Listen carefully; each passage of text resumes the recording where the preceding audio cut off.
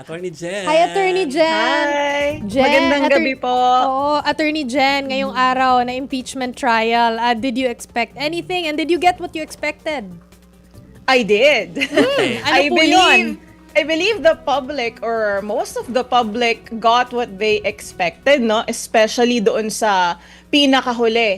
Although talagang tinest ang ating pasensya. For the And I mahaba. also praise Presiding Officer Cheese Escudero and Attorney Ligutan for their patience sa pagtatanong dito kay Miss Acosta. Okay, Attorney Jen, was it a gotcha moment na matatawag? Kasi alam natin na hostile witness para alam natin na malabong may makuha yung prosek sa kanya kung hindi ipipilit. Pero kayo na parang swabe nasabi yung kung sino yung nagbigay ng permiso to use the fund. Yes, it was a gotcha moment, no? Although naging mabagal nung umpisa, diyan natin makikita yung kagalingan, 'di ba? Na magtanong at yung pasensya ng isang counsel na magtanong sa isang hostile witness. Kung nakita nyo, no? Kinuha muna niya yung loob 'di ba? Yeah, Ng hostile witness at ultimately naging klaro sa publiko ano ang isinagot ni Miss Gina Acosta, may utos sa taas kung bakit niya ibinigay kay Colonel Lachica ang naturang daang-daang milyong piso at nung tinanong siya kung sino yung tao na nasa taas, yun daw ay ang kanyang head of agency who is Vice President Sara Duterte. So, if ever na matatagpuan na liable or hindi talaga tama ang naging paggamit ng naturang confidential funds, wala na sigurong question kung liable ba or accountable ang Vice President kasi mismong ang kanyang SDO ang nagsabi na ito ay utos ng Vice Presidente. Makukure pa ba to, Attorney Jen? Halimbawa pag yung turn na ng depensa, pwede pa nilang makure yung sitwasyon na yun nga na nasabi na itong mga bagay na to. They can remedy this by although belatedly, it is quite, a mere afterthought, in my humble opinion, kung makakapag-produce sila ng mga opisyal na resibo or makakapag-produce sila ng kanilang mga sariling testigo na nagsasabi na talaga namang sa tamang purpose na punta or naaayon sa Joint Circular 2015-01 ang pag-spend ng naturang confidential funds. Kasi po, para malinawan yung mga kababayan natin, no? When it comes to confidential funds, kahit ginamit mo pa yan for another public purpose, mali pa rin yun. Kasi po nakalagay mismo sa naturang joint circular under section 6.1 na kailangan ay gamitin mo lamang ang mga confidential funds in accordance with the specified legal purposes na nakalagay din mismo, naka-enumerate po yan ang mga eksaktong purpose kung saan mo lamang pwedeng gamitin. So, Attorney Jen, kung gotcha moment yun kanina, sa puntong ito, sapat na ba yan para masabing, ako, si VP Sara talaga ang nag-utos at talagang Bigay basbas. dapat, oo, at dapat ay ma-convict ito?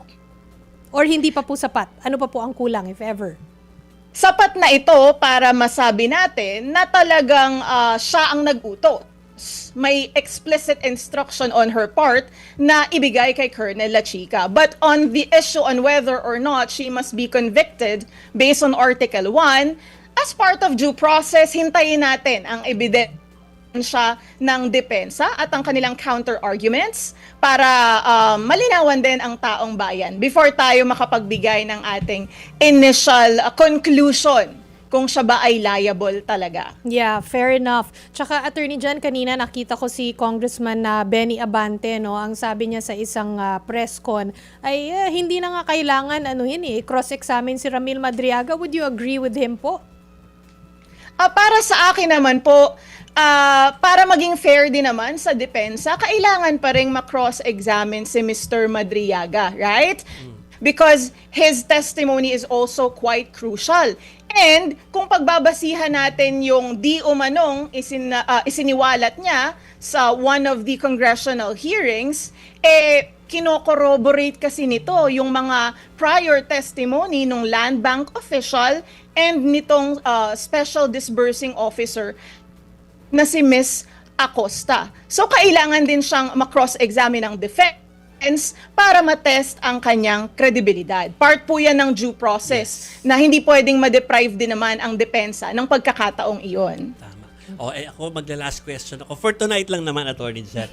We saw you last week doon sa impeachment court. Kamusta yung pagbisita nyo doon? At meron ba kayong gustong i-share sa amin sa experience nyo ng pagpunta doon sa mismong impeachment trial?